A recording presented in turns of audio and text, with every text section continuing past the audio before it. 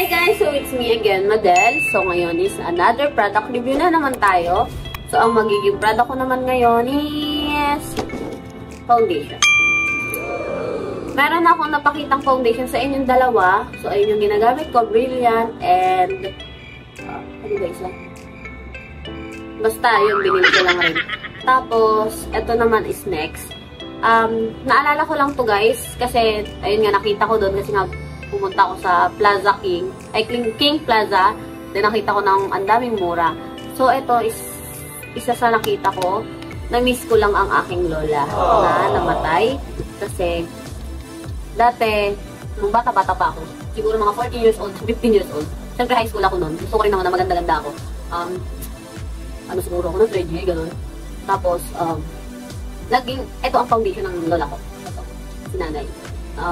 So, wala na siya guys, year 2015, namatay siya. Then, lagi ko itong hinihiram sa kanya. Yung ganito niya, lagi kong hinihiram. Minsan nga kinukuha ko, tapos nagagalit siya kasi nga, kapag nagsasamba siya, so ginagamit niya. So, kinukuha ko siya. Tapos, ginagamit ko, kasi ang ganda nga, ang ganda. Tsaka, ang gusto ko dito is, ang mura-mura niya lang guys. Ayun, 35 pesos lang. Kumpara sa mga binibili kong foundation na iba. Yung binili ko atang Brilliant, nasa 350. Tapos, may mga mahal naman kasi talaga. Pero, ako kasi, wala naman akong kaarte-arte sa kahit mura. Yun. Mas gusto ko nga ang mura, ayoko ng mahal eh. Tapos, yun. Bumili ako nito. Tapos, ang number neto is, number 3 to eh. Ayun, number 3. Ayun siya guys, number 3. Kasi may mga number 1, 2, ayun yung mas maputi pa. So, ang shade ko kasi is number 3 lang. Kasi hindi naman kaputi ang aking face. Kung nakikita nyo, sakto lang talaga. So, ito siya, guys. 5,000. O, diba? Ayan o. So, guys, pero ang pangit lang kasi dito yung foam niya. Hindi maganda ang foam niya. Para siyang foam sa pang sponge ng, hugasin. Ganun. So, anong pangalan pala niya is, Popa Beauty International Powder Foundation with UVA and UVB protection. So, ayun siya guys. So, may protection pala siya. Sana all may protection. So, yun guys. Mas gusto ko talaga, mas bet ko talaga is mga murang foundation. Ganun. So, eto pala siya, may salamin pa.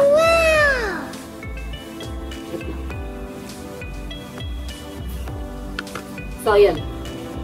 So, may plastic pa siya. So, tanggalin ko. Then, try ko. So, yan. Ay. So, ayun to guys. So, papakita ko sa inyo. Hindi kita. Hindi kita. Yan, pero may kita naman onte. Pangit kasi talaga ng kung... Pero, kapag sa salamin, ang puti na. Pero bakit sa cellphone ko hindi? Ang puti na. Saka gusto ko kasi, yung light lang, yung parang maanuhan lang yung mukha ko. Malagyan lang ng puti, ganun. Pangit kasi, wait lang, palitan ko yung foam. Ang sakit sa yung mukha eh, parang nagagasgas yung face ko. Wait lang. So, ito yung Brilliant ko, kasi ito yung isa ko. So, pasong pangat naman ito. Ano lang. So, dito na lang. So, gagamitin ko tong ayan. Ayan siya guys. Parang tangal lang. Ayan siya guys. Parang lang. Takto lang. Pero kasi ngayon, parang sinasanay ko yung mukha ko na hindi nagpa-foundation guys. Kasi, nagbi-Brilliant naman ulit ako. Ayun nga. Kasi, pangit lang kasi siya kapag may foundation ka, lalo nagbabalat ang mukha ko. Ayun guys, kung nakikita nyo, nagbabalat. Kasi nga, gumagamit ako ng Rejobe. So, ito yung isa ko. Yan o.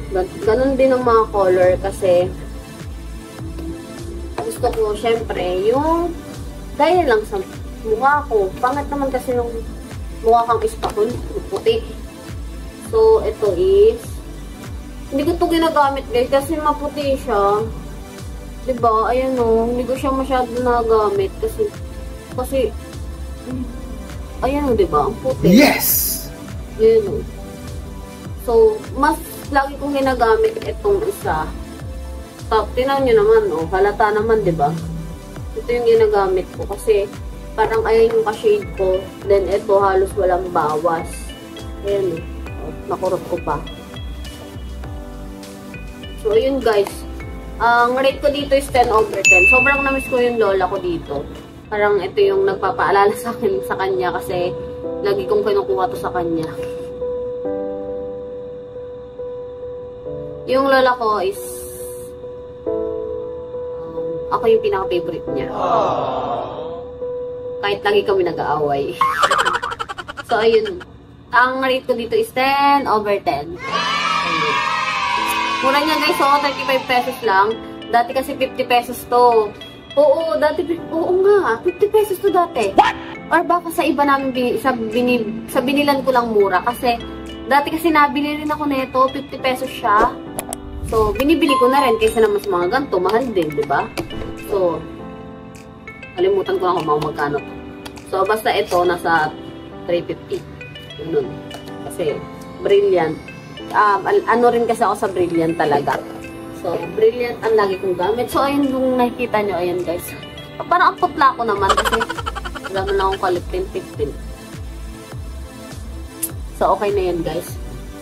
Ang rate ko dun is 10/10. Sobrang mura niya. Sa mga hindi maarte, pwede yun. Pero sa mga maarte, baka wag na lang. Lalo na kung yung mga skin nyo is parang mabilis mairita, yung parang magkaka-pimples kapag fake yung ginamit, ganon. So, yun. So, yun guys.